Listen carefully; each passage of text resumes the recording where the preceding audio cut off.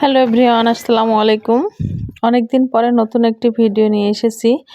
গ্রাম বাংলার ঐতিহ্যবাহী যে কুমড়ো বড়িটা দেওয়া হয় শীতকালীন সময়ে, শুরু থেকে শেষ পর্যন্ত আজকের এই ভিডিওতে আমি আপনাদের দেখাবো কিভাবে শুরু থেকে শেষ পর্যন্ত এই প্রসেসিংটা এবং কিভাবে বসানো হয়।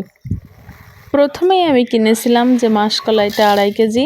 এটাকে আমি রোদে দিয়েছিলাম 3 দিন। দেওয়ার পরে এটাকে ভাঙাতে হবে। আর এটা তো সবাই চেনেন কি জানি না, গ্রাম বাংলায় এটাকে বলে জাতা। এই জাতার ভেতরে এই যে শুকনো ডাল, এই ডালটাকে দিয়ে ভাঙানো হয়।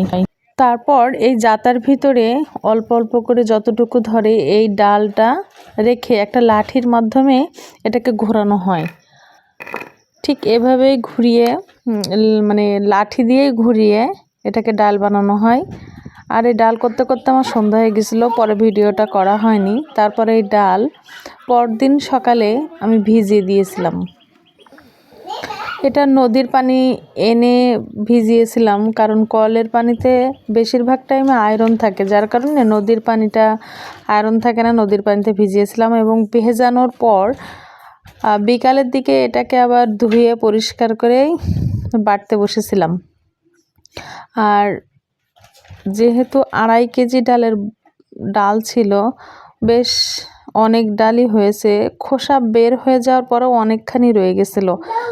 আর এটা এভাবে ভিজিয়ে রাখার পরে অনেক নরম হয়ে এসেছিল।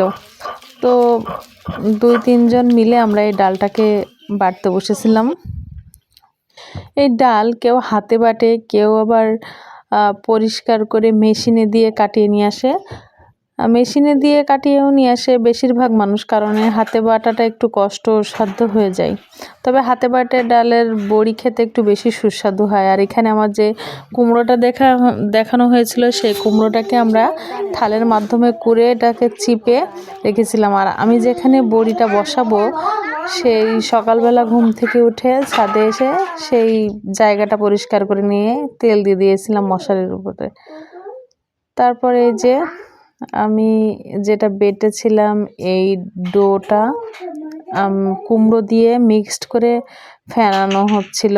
এটা ফেনাতে বেশ কষ্ট হয়, কারণ মনে হয় যে হাতে লেগে লেগে আসছে। আর যদি আস্ত কলার ডাল ভেঙে এভাবেই করা হয়, তাহলে এর কালারটা অনেক সাদা হয় এবং অনেক আঠালো হয়, এবং এটা ফেনাতে বেশ কষ্টও হয়ে যায়। তারপর বড়ি বসানো শুরু করা হয়েছিল। এই যে বড়ি বসানোর ভিডিওটা আমি করতে পারিনি, কিন্তু এভাবেই বড়ি বসানো হচ্ছিল।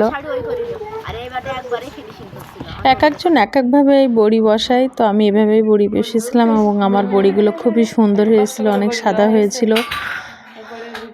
তো আজ এ পর্যন্ত, দেখা হবে নতুন একটা ভিডিওতে।